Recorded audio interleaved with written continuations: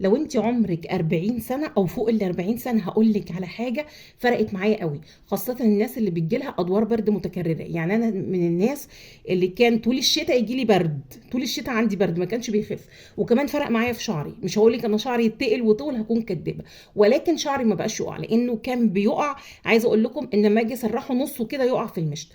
ده امبول فيتامين د اسمه ديفارول اس.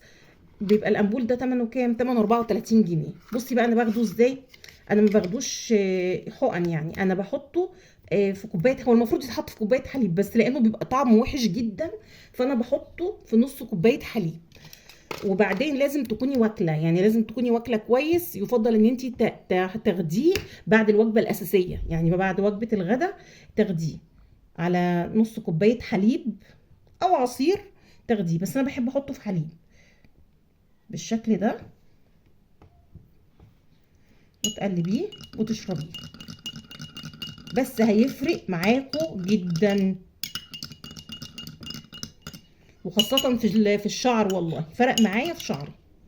بسم الله الرحمن الرحيم.